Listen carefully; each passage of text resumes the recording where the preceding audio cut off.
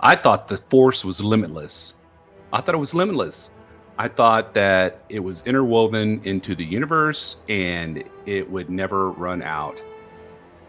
The Jedi use it, the Sith use it, but apparently in canon, in a new canon book, there is a Jedi prophecy that says the Force will sicken and die and there will be no more Force. And for me, if that happened in the Star Wars trilogy, I'd like the sci-fi part of it, but the Force is like one of the major parts of Star Wars that I love.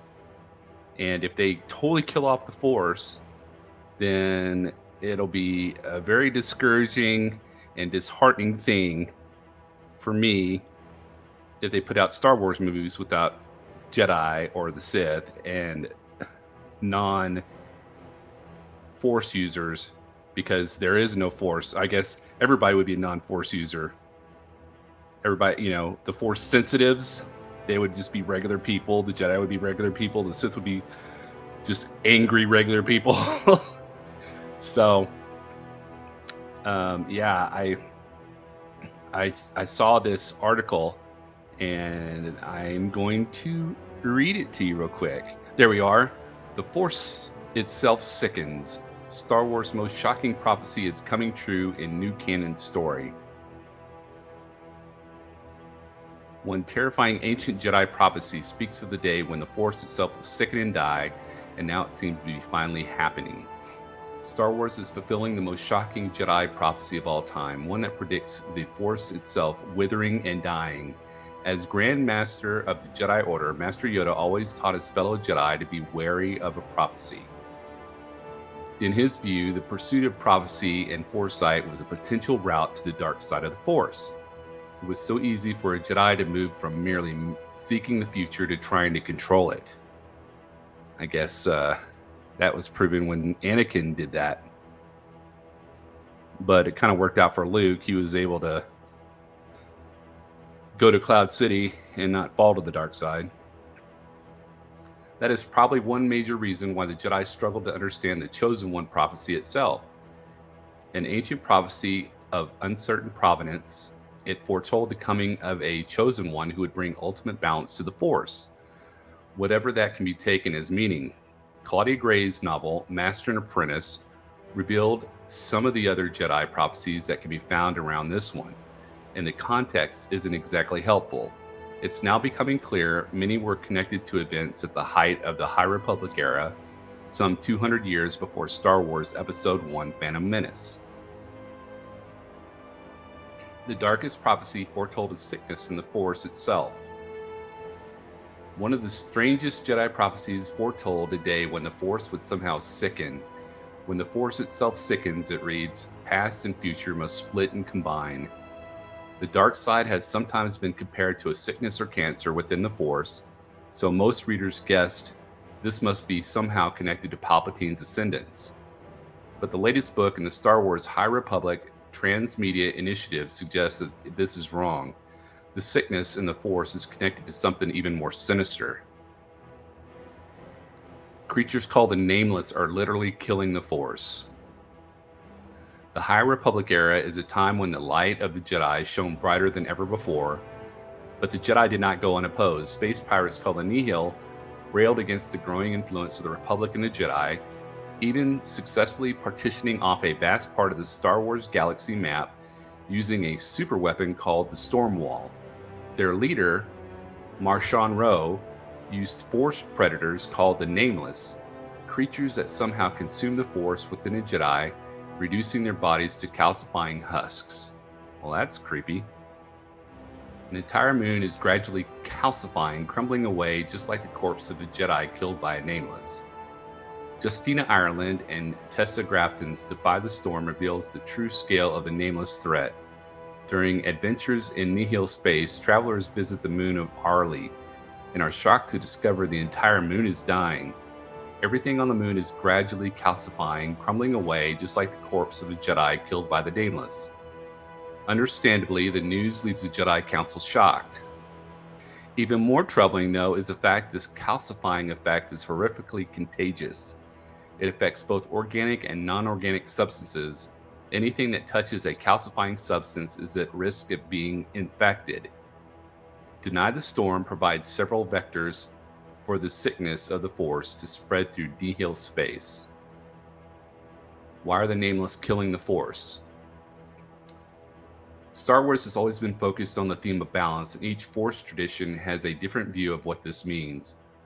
One possible explanation for the Nameless effect lies in the belief of an obscure Force cult called the Path of the Open Hand, who appeared in Star Wars, The High Republic Phase 2. They believe the Force is not an inexhaustible resource. They oppose the Jedi for using the Force too much, arguing doing so would cause the Force to drain away from somewhere else in the galaxy. The Path of the Open Hand doctrine is clearly wrong when it comes to Jedi, or even most likely to Sith as well, but the Nameless literally consume the Force, leaving voids where they have fed.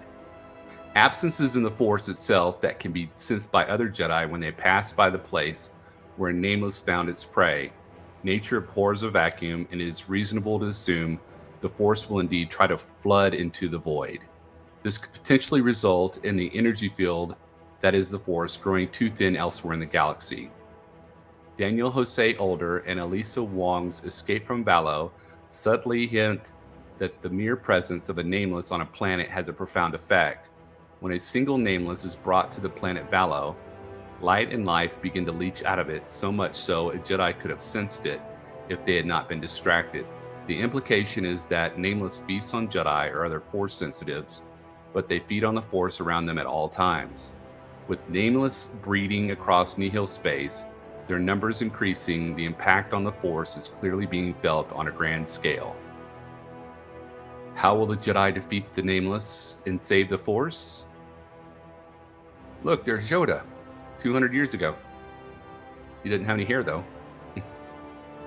It's too soon to say how the Nameless will be stopped, but the Jedi prophecies themselves contain some important clues. The comment about past and future splitting and combining is an odd one, perhaps hinting at the solution. One of the key features in Star Wars The High Republic is Jedi Padawan Vanessa Rowe, who has begun experiencing strange hyperspace-induced visions of a Force-sensitive who worked for the Nihil.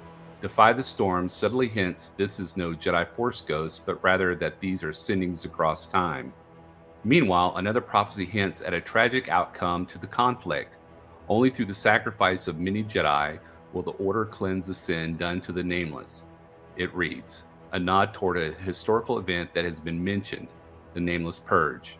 It seems likely the Jedi will only save the Force itself by committing an atrocity, one that will stay in the Order forever, perhaps even setting up the main Star Wars saga itself and Anakin Skywalker's eradication of the old Jedi Order. So there you go. This is the reason the Force is getting sick and dying, because of the Nameless.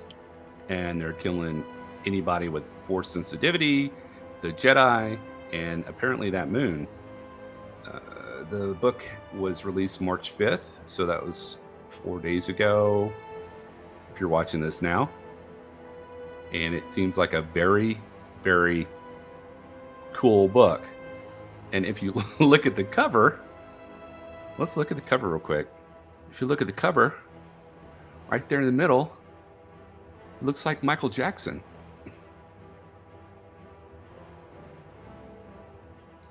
I guess the Men in Black were right when they said Michael Jackson was an alien. That's cool. He can really do a moonwalk there. Anyway, I want to read this book and see what it's all about.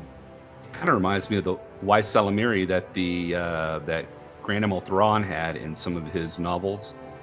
And I think in Rebels, there's actually, he has two statues of him in his office, and they were able to repel the Force by creating a Force neutral bubble. So they did that to escape predators on their planet, because I think the predators had the ability to use the Force. So the Y Salamiri, which were lizards, they